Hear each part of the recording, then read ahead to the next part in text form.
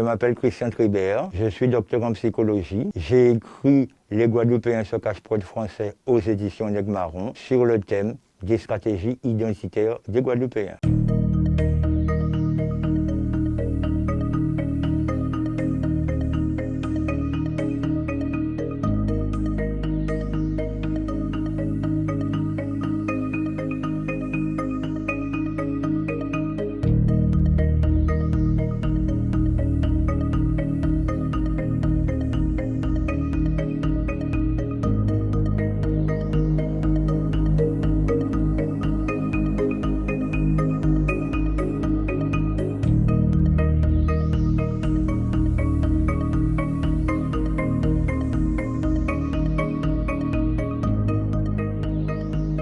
Oui, certainement. Vu les réactions du public, je crois que c'est un site provocateur. Mais en même temps, vous me demandez pourquoi ce site. C'est parce qu'à travers mon activité libérale, j'étais aussi en contact, bien évidemment, avec toutes les générations, toutes les communautés, toutes les professions. J'ai observé tout simplement le fonctionnement identitaire des Guadeloupéens dans la société guadeloupéenne et aussi à l'étranger. Je me suis rendu compte qu'il y avait un certain nombre de traits qui est commun, qui étaient partagés par une grande majorité donc, de cette population. Mon observation donc, du comportement des Guadeloupéens m'a amené donc, à faire une forme de synthèse que j'ai tenté donc, de développer dans cet ouvrage.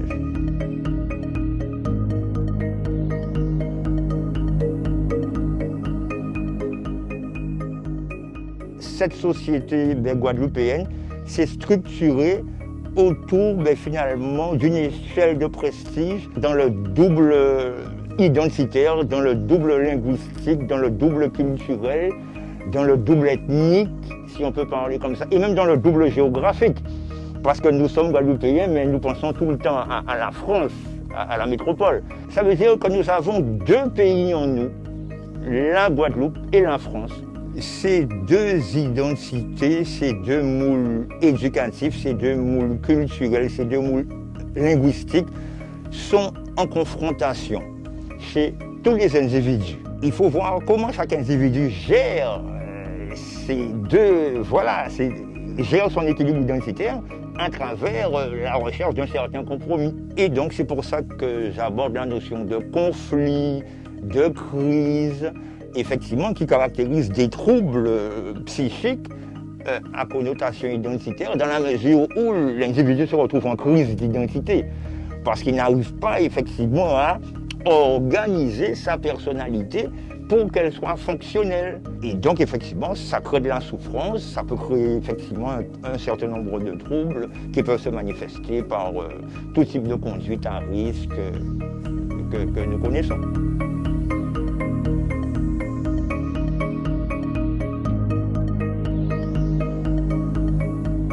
En fait, je me suis aperçu que les Guadeloupéens ont dépassé la problématique identitaire, entre guillemets, ethnique, culturelle et linguistique. C'est-à-dire, il y a moins de conflits identitaires. Pourquoi?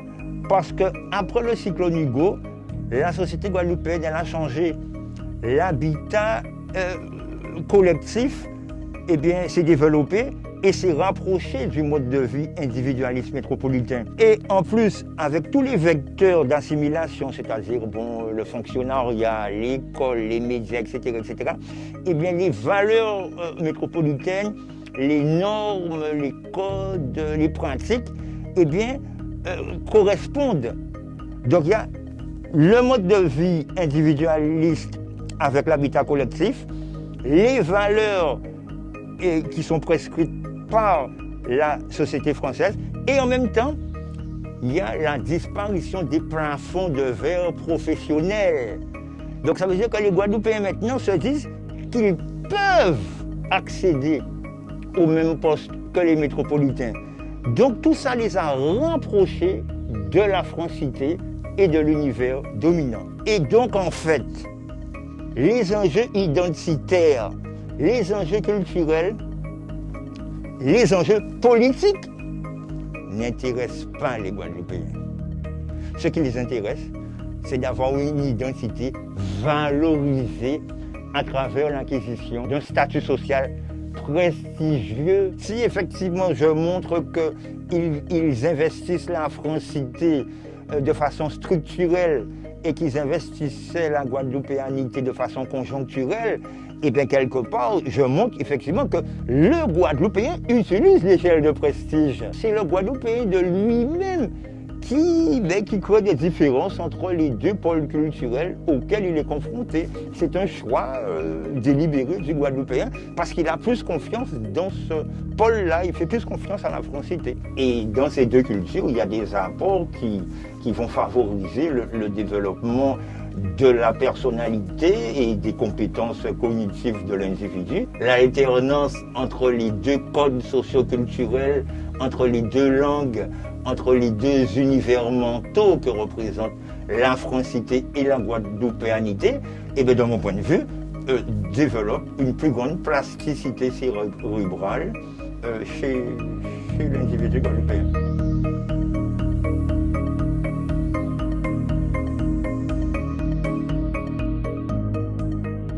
C'est déjà le cas. Je suis taxé d'assimilationniste.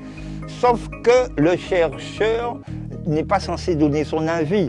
Le chercheur, il observe une situation, des comportements, des phénomènes, et il les décrit en mettant en évidence des facteurs qui expliquent l'apparition de ce phénomène. Je précise dans le livre que je ne suis ni anthropologue, ni économiste, ni juriste, ni politicien, enfin je n'ai pas fait d'études en sciences politiques, je n'ai même pas donné mes opinions politiques, je suis simplement un chercheur, j'ai essayé d'être le plus neutre possible. Sur cette analyse et cette observation longitudinale, bien évidemment, eh bien, j'ai dégagé un certain nombre de grilles de lecture qui me permettent maintenant de dégager donc ces différents traits que j'ai pu mettre en évidence dans cet ouvrage.